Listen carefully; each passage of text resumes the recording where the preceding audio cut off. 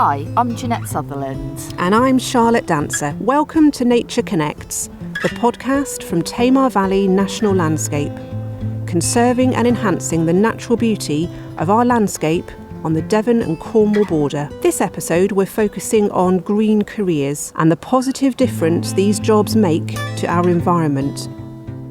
With National Apprenticeship Week falling within February, it's the perfect time to meet 3 apprentices and trainees as they begin or further their careers in the Tamar Valley, all thanks to the Tamara Landscape Partnership scheme.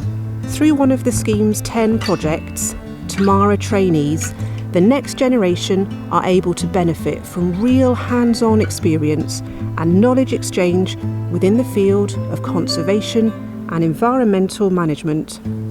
We catch up with Kirsty, a trainee at Harlings on the Bere peninsula, and our very own Ginnette Sutherland, community engagement intern, who will explain more about nature connectedness before we pause for a little while to enjoy some sounds from the Tamar Valley. But first, let's find out how Ginnette got on when she visited Cotehele estate earlier this month and met with Sophie, apprentice gardener with 2 of National Trust's estates, Antony and Cotehele, as well as head gardener Dave Bouch, who told us more about the value and benefits of traineeships and apprenticeships, and gave his advice on what to do if you're considering a green career.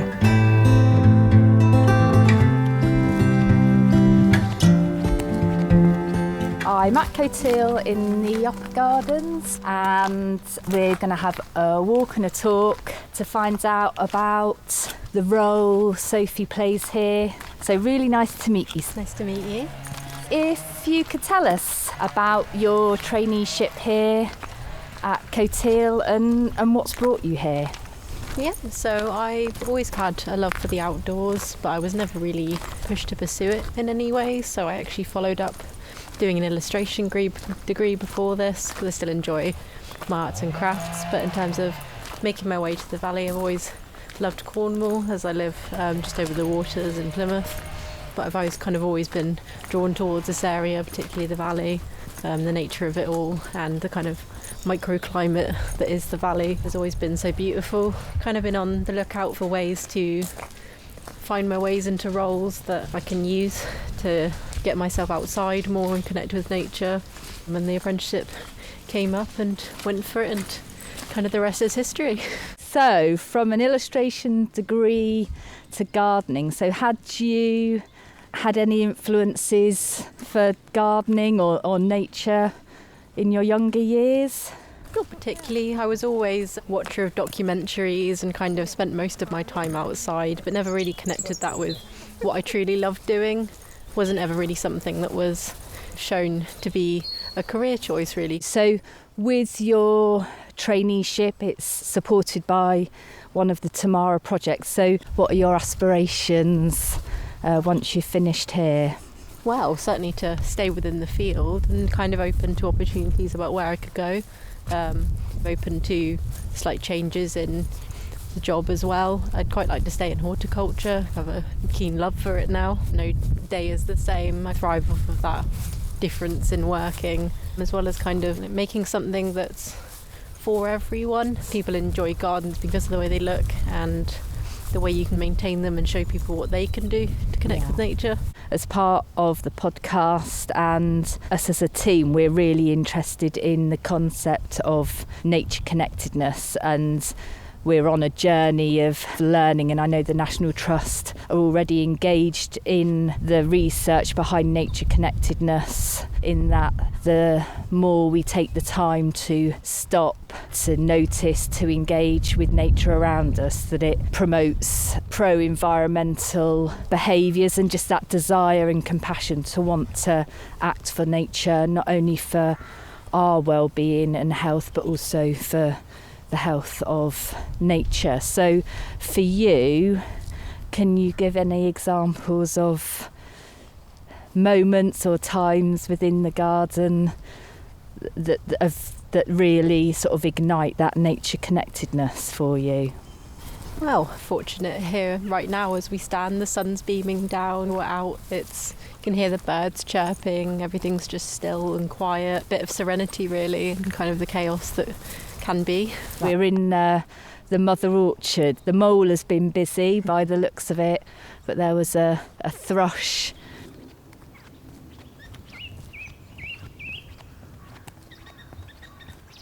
We're now just walking around to the nursery. So, Sophie, I'd be really interested in what advice would you perhaps give to someone considering a green career or an apprenticeship or just wanting to follow a different path? Yeah, I think definitely be passionate, be yourself. If you are wanting to go into a career like that, you'll definitely show it through talking to people and doing a bit of self-research and ways that you can get into it. But there's so many different ways and connections you can make. Yes, I think it's, as you said earlier, it's about following your dreams, isn't it? Giving everything a go. Yeah, a lot of people do it through voluntary roles, or just, let's say, people who've come from careers where it kind of had nothing to do with it, but they were themselves, they were passionate, they had a drive for it. There's actually a really lovely poster in the garden office that says recruit for the mindset and train for the skills. You meet such lovely like-minded people as well, so You're kind of all thinking the same way, or even if you're not, it's ways that you've never thought of doing something before. It's always good to take on board. It's nice to not have that rigidity in thinking. Definitely, and it's a nurturing environment, isn't it? Everybody is helping each other to succeed and to do and be the very best that they can be. Absolutely, we're always learning off of each other, which is brilliant. And it's not being afraid to ask the questions. It is absolutely asking questions. It's good to be curious. I don't know what you call this now. Acer Grove. Acer Grove, that's what we Yeah. used to call it. And I can see or hear a great tit at the top of one of the trees. So, have you got a favourite element or part of the garden? I don't think I've quite found that yet, but that's kind of the beauty of exploring it. I think I'm still finding my niche. Even if I never do, I kind of enjoy every element of it. And I guess you can enjoy different parts of the garden on different days. So we're just coming round under the arch to the terrace. And when the sun's shining, to give yourself 5 minutes in the sun. It's like you said, it's different elements of the garden, different times. Everything has its moment. It is a great view. It's been really nice just to spend a short time with you to find out about you and your connection with the valley and your traineeship, and I'm glad it's going so well and wish you all the best for the future. Thank you very much. It was lovely to meet you.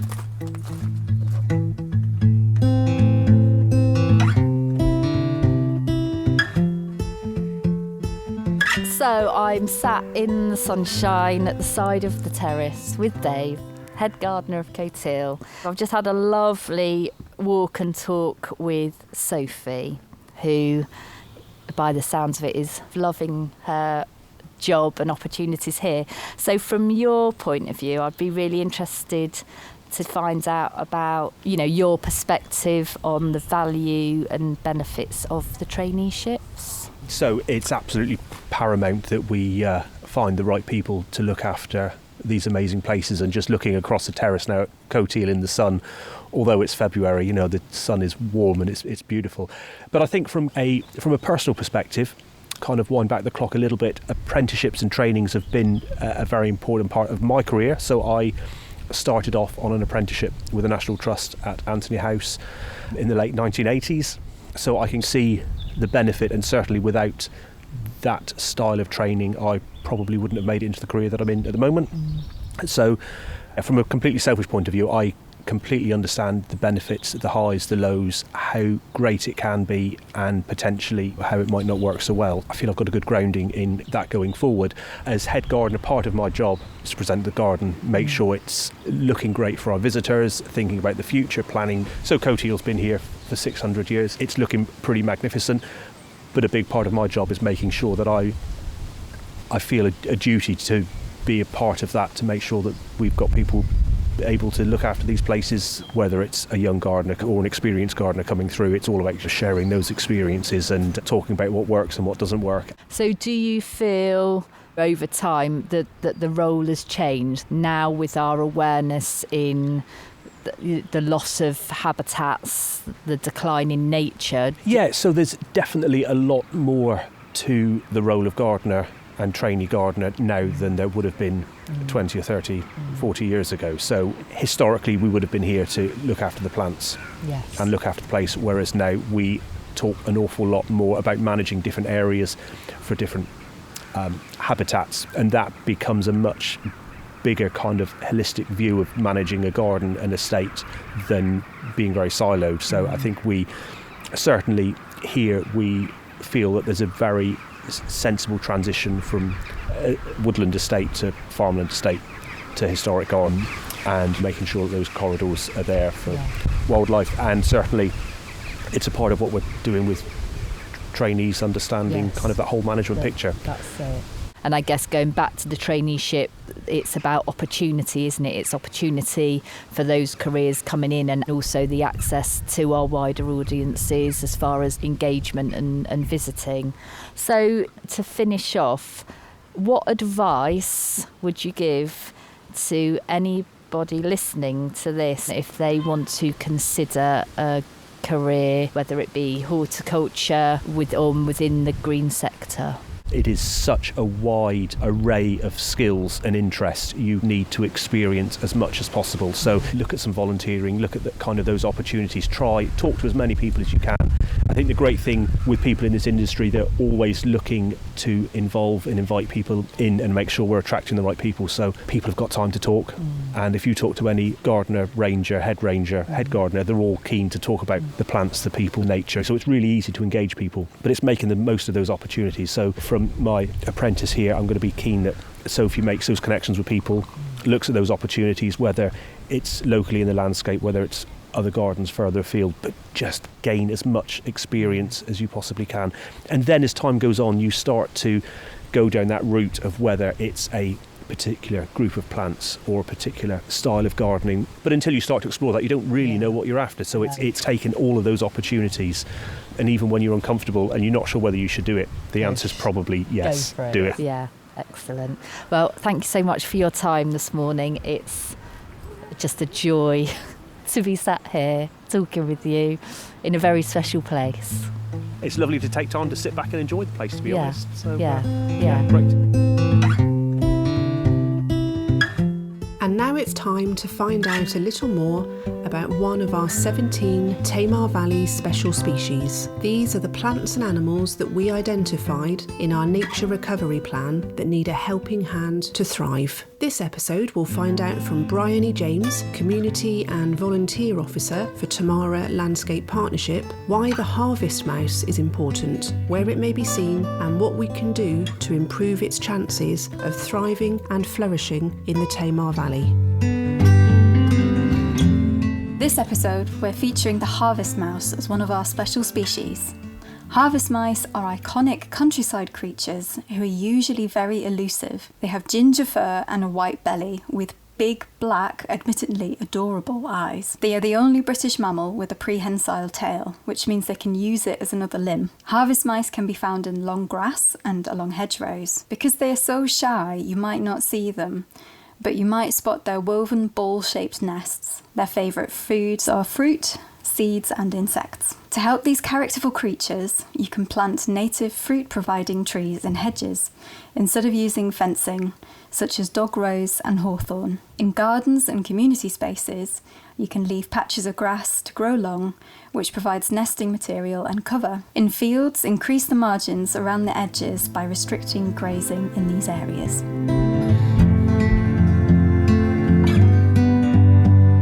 We're at Harling Farm with Kirsty, and there is just a hive of activity going on here. It's so exciting to see. So I am doing marketing here and a bit of events and communications, so that involves The website, we've got our social medias taking off. We are opening a farm shop, cafe and restaurant, so there's all the sort of suppliers and things to find for that.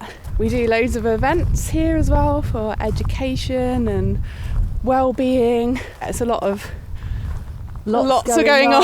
So it's just great because you're having the opportunity to cross paths and get involved with all elements. Yeah, and no day is the same. It's learning as we go, really. So you started in the autumn. How long is the traineeship? My contract's for 12 months. Right.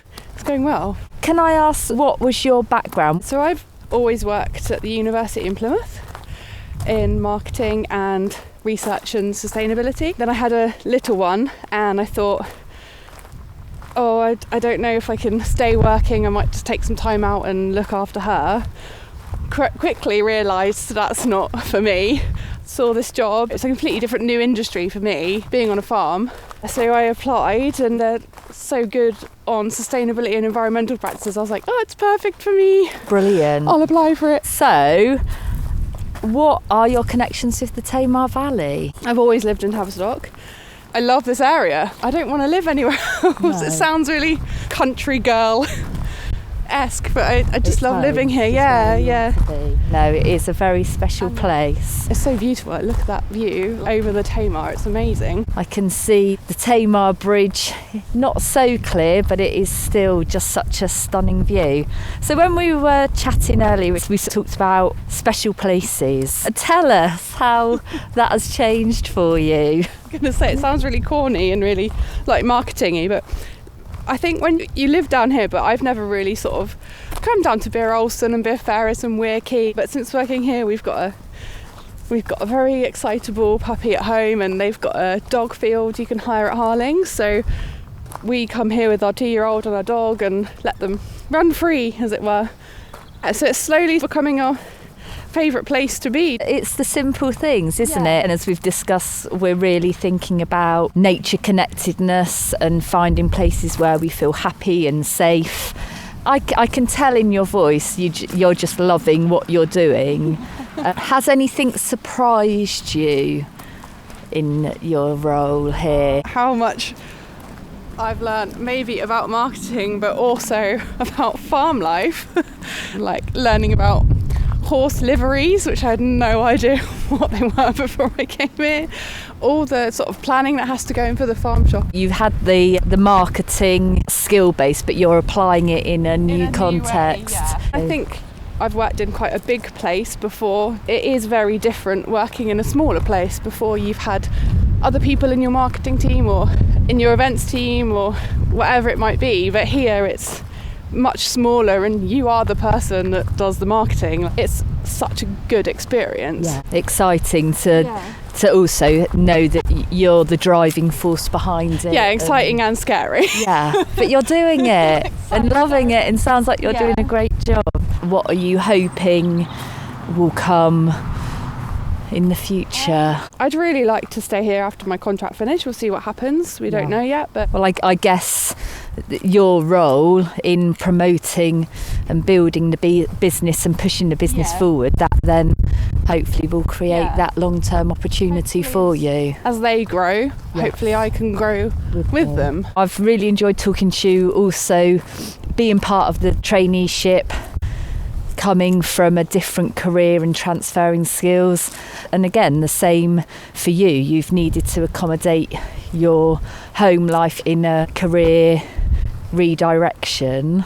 So what would you say to anybody else considering a change of career, going into the green sector or looking at a traineeship? Just do it. Just have faith in yourself and just go for it. Even if you think you know all there is to know about it, you will always be learning new things. It's such a good experience to do. That's fantastic. Thank you. Brilliant. Thanks for strolling around the campsite with me. It is a bit blowy, but no, so nice to meet you and really excited. You have to come back on a sunnier, calm day. Yeah. Thank you.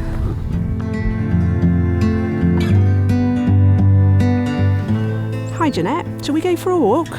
That sounds like a great idea. So I wondered if you could start to tell us a little bit about what first attracted you to the idea of the intern position. It's been the most amazing journey so far. So I decided to have a career change. I had been in education for over 15 years, teaching primary age children, but always had a love for nature inspired learning, and I just felt it was time for a change. So last year I embarked on a master's programme at the Eden Project, where I studied land and ecological restoration, and as I was coming to the end I saw the internship and just felt that it was a perfect fit for me. That sounds like really good timing. It was, and I just feel that I've gone full circle really. So my very first career, I actually started off as a gardener for the National Trust at Cotehele. It's a bit of a homecoming. So what have you done so far since you've been with us? Oh, it's just been fantastic, really busy. So I'm involved in multiple projects, as well as being given lots of opportunity to research and follow my own interests. So I've worked really closely with Bryony James, our community engagement and volunteer officer. When I first arrived late summer, we had the Riverfest. So I was thrown straight in with helping deliver a fantastic free community event celebrating the River Tamar down at Cowstock. I've also been working with the National Landscape, looking at the 17 special species, just trying to think of innovative ways that we can raise the profile and awareness of our special species within the landscape.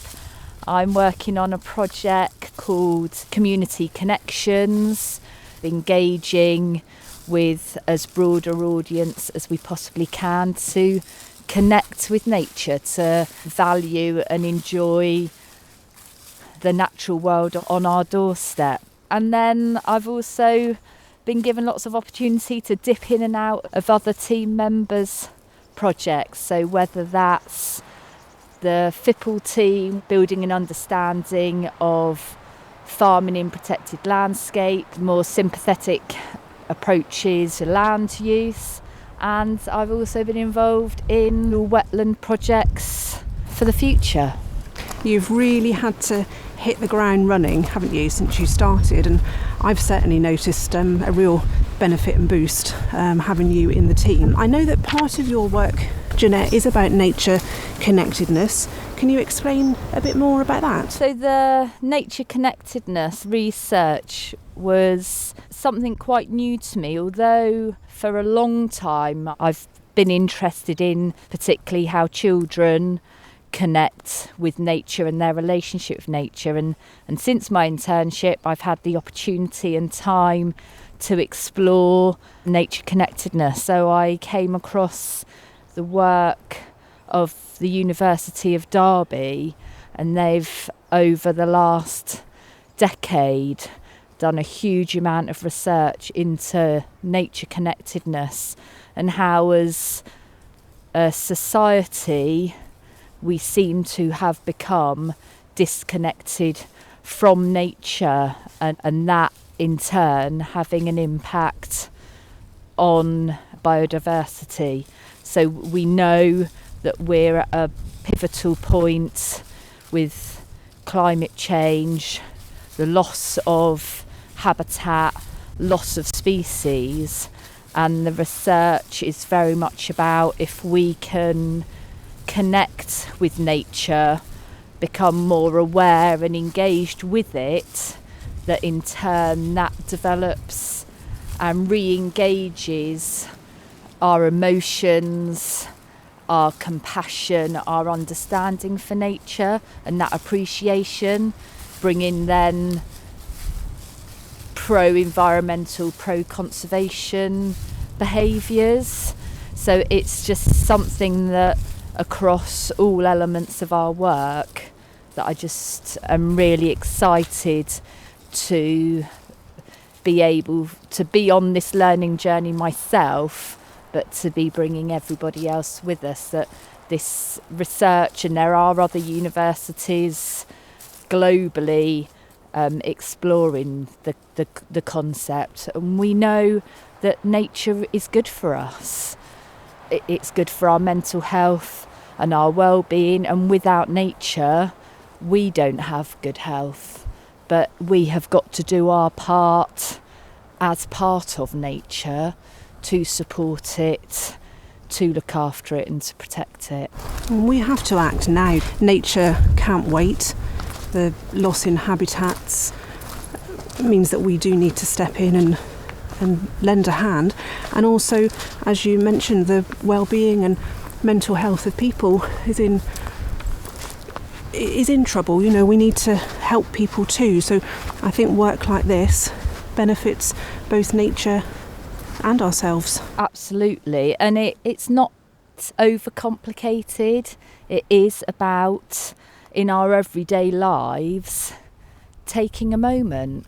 We're all on a mission. We're all so busy, and I get that. And I've been there where life is so busy that we're on that treadmill, and it's about taking the time. So now as we're walking along, I can see the gorse flowering. It doesn't matter if you don't know it's a gorse, but you can see a bright yellow flower. Just take that moment to stop, to look at it, but also give it a sniff. I always think it reminds me of, well, you have a sniff. Tell me what you think it smells of. Just rubbing it between my finger and thumb. A definite coconut. Exactly. That's lovely. And that's it. It's just taking that time, that moment to stop and cherish that. And when you're out walking or on your way to work, on the school run, is to pick just 3 things, 3 positive, good things in nature a day. And by identifying 3 good things in nature each day, if you did that for 7 days, you are retraining your brain, reprogramming and becoming more connected with nature. So just in that short walk we've just done, we've seen the gorse, I've seen the catkins, the lamb's tails of the hazel, and where we've had this sunshine over the last few days, we've got lovely, fresh, bright green leaves of the honeysuckle. And for me, there you go. That's my 3 good things, and it hasn't taken any time. I really love that, because I know it can be hard during winter to get outside as much as you'd like, but if I've just had 5 or 10 minutes in the garden or taking the dog out for a quick walk, I feel better. I really love that idea of just 3 things a day. Now you can just do it from looking out your window, I suppose, if it's a really rainy day. And absolutely, that's it. And we are today out on the Bere peninsula, but if you live in a town or a village, it's the dandelion peeping through the pavement, it's the robin sat on the garden fence. It doesn't matter. It's not about being in wilderness. Nature will find you wherever you are. It's the moth in the window. And it's us opening our eyes and opening our minds to letting nature back in. And I think, as you said earlier, nature needs a helping hand. But as we saw with the wetlands last month, and Pete Thompson said, seeing nature in action, it will find a way, but we have got to make the space and the time to let it in and to enjoy. So Tamar Valley National Landscape is celebrating 30 years this August since being designated an area of outstanding natural beauty. And our purpose is to conserve and enhance the natural beauty of the landscape. And I'm just thinking, as I was listening, Ginnette, through nature connectedness, as more people are encouraged to appreciate the beauty of the Tamar Valley, do you think that will give more of a sense of ownership and pride of place, and maybe even lead to greater numbers of volunteers and people wanting to be more involved? I'm really optimistic that yes, it will. And I think the other real emphasis that I've got so far from what I'm learning is it's not about the science, it's not about the knowledge. We need everybody to connect, everybody to feel a part of the Tamar Valley and of the wider landscape. So I hope that through our projects and the work we're doing with our communities to encourage and support them to step out and be with nature, that we will remove barriers, that we don't want people to feel, oh, I can't go to the bird watching event, or I can't go on the foraging walk because I don't know my plants or I don't know my birds. That doesn't matter. It's about coming and appreciating the beauty, to have that overload of emotion or fill your senses. And the knowledge and the science may be a skill that you decide to develop as your connectedness strengthens and grows. But most of all, it is about that experience and about the empathy and the compassion that you develop, not about the knowledge. Thank you, Ginnette. I have really enjoyed our morning here on the Bere Peninsula, and I'm looking forward to finding out what's in store for you as the months go on for the rest of your internship. Thank you very much. Oh, well, thank you, and I feel incredibly lucky to be part of the team.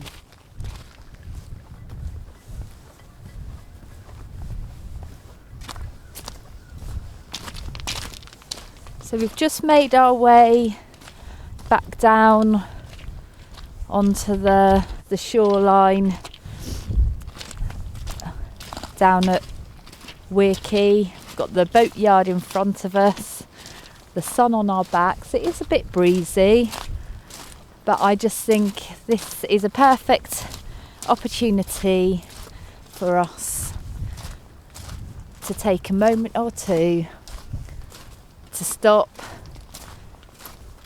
engage and connect.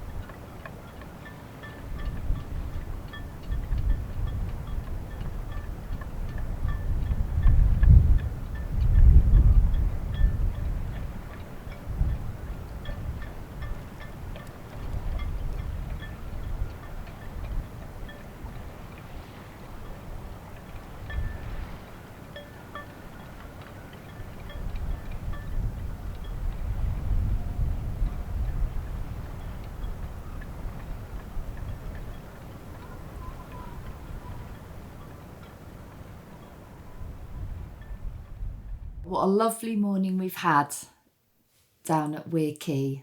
Although a little windy, which I'm sure you can tell, it's just been great to get out and about once again. So it'd be really good to reflect on the conversations that we've had. I've really enjoyed hearing from the different apprentices and trainees that we've been chatting to over this past month, just to hear their different journeys. It's been great. And I didn't realise that Dave had started his career as an apprentice back in the 1980s at Antony Estate. So not only does he realise the huge value of trainees and apprentices, but he can empathise with them as they start out in their careers and know just what they need and how best to inspire and encourage them in their roles. I think my conversation with Dave, I was really interested in how the role has changed and how nature recovery, connectivity through the landscape from a formal garden to those more informal spaces within the estate, the consideration that they're now having to have, that it is more than just having a great looking garden. Nature certainly is coming first and has a place throughout, which has been really interesting to see. Yeah, not just looking after the plants as individual plants, but realising they are part of a wider network and a whole habitat system and interconnected habitats. It's such great work. It's fantastic, and the enthusiasm from Sophie and from Dave, who's had a huge career within gardening and horticulture, really interesting and inspiring. And then seeing Kirsty at Harling, it was a very windy interview, but really great. She was just full of enthusiasm for her work. I think the big takeaway I took was that although she had some existing skills within marketing, she is just learning so much about the green sector, about agriculture, about green tourism, and that's the learning journey that she is on. That's right, and it's not just about school leavers. Apprenticeships and traineeships are for anyone and everyone. It's never too late. It's taking the opportunity, making the networks, having the conversations and trying something new. And certainly in all three cases of the apprenticeships in this episode, there's great careers blossoming. You've been listening to Nature Connects podcast from Tamar Valley National Landscape with Ginnette Sutherland and Charlotte Dancer.